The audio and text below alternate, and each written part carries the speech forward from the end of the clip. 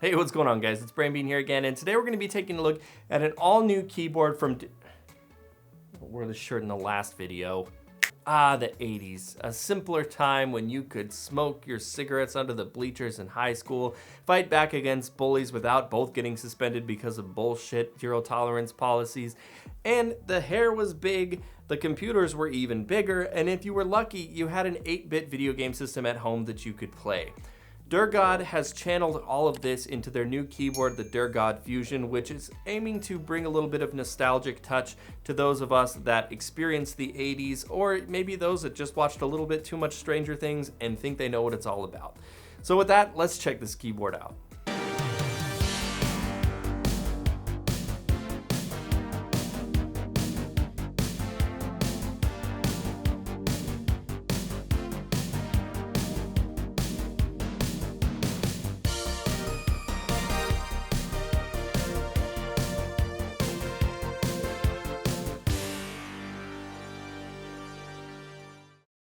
Right off the bat, the Durgod Fusion certainly strikes a retro chord with its aesthetic.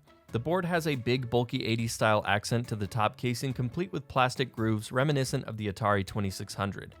This board is available in 3 different colorways: an NES-inspired colorway called Steam with black and gray keycaps with some red accents, and Navigation, which has white and blue keycaps with some yellow accents, both of which you'll see in this video. But there's also a third colorway called Original, which is a more muted orange, white, and gray.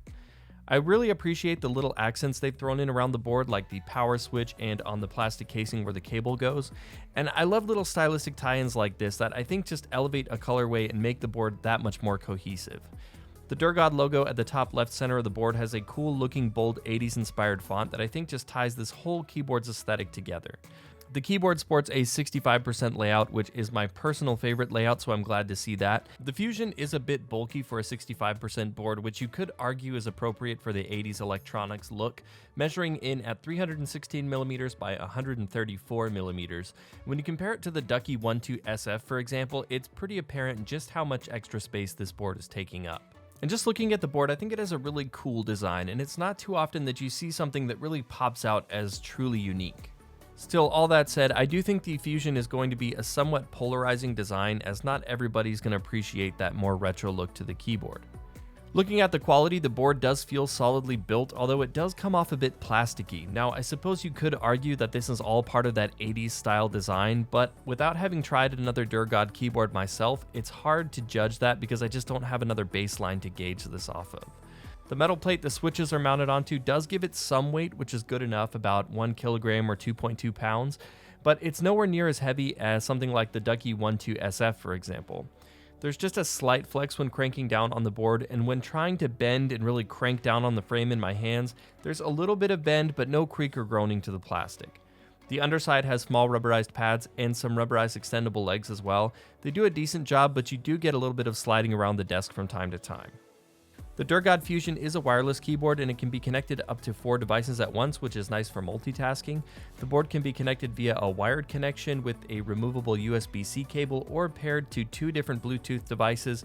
And lastly, you can use a traditional 2.4 GHz wireless dongle, which is conveniently hidden under the Durgod logo at the top of the keyboard. I wasn't able to get any confirmation on the battery life of this keyboard from Durgod, and in my testing I haven't had to recharge the keyboard yet. And seeing as the board doesn't have any LEDs on it, I would imagine this thing is going to last quite a while.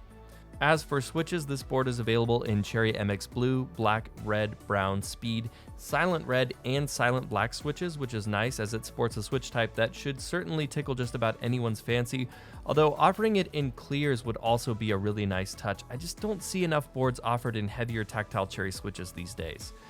The switches are soldered in, so you won't be able to do any hot swap on this keyboard, and the stabilizers are your typical plate-mounted cherry stabilizers. Now, they do actually sound pretty good thanks to them being factory lubed, which is a plus. Here is a quick sound test of the Durgod Fusion. Now mine, I have one in Cherry Speeds and Cherry Brown, so I'm going to give you a test of both of those keyboards right now.